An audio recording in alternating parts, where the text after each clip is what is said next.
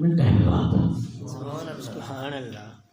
اللہ کے نبی پھر بڑے حیران ہوئے کہ یہ تو میں گزرا تھا کہ عذاب میں مبتلا تھا، اب یہ جنت کے باغوں میں ٹہل رہا ہے، اس کی وجہ کیا؟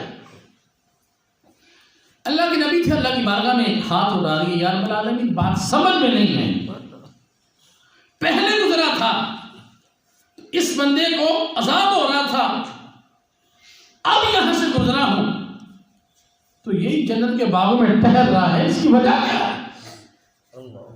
اللہ تبارک تعالیٰ نے وحی فرمایا عیسیٰ جیسے تو کہہ رہے ہیں نا ویسے ہی ہے، جیسے تو نے کہا ہے ویسے ہی ہے، پہلے اس کو عذاب ہو رہا تھا، اب جنت کے باغوں میں ٹہل رہا ہے.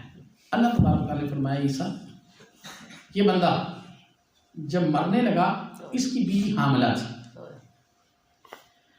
تھی اور اس نے اپنی بیوی کو نصیحت کی کہ جب یہ بچہ پیدا ہو بڑا ہو تو اس کو علم دین سکھانا. سبحان اللہ. کیا سکھانا؟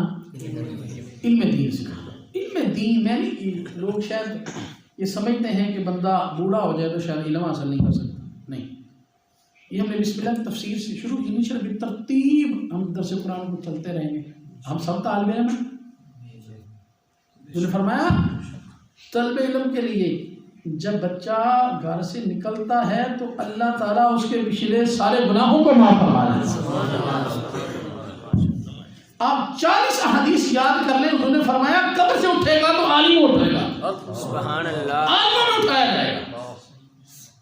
ہم کوشش نہیں کرتے، ایک مسئلہ سیکھ لیں تو اللہ تبارک و تعالیٰ جو ہے وہ ہزار لفظوں سے زیادہ بندے کو ثواب عطا فرما دیتا ہے. ایک مسئلہ لیکن ہماری توجہ نہیں.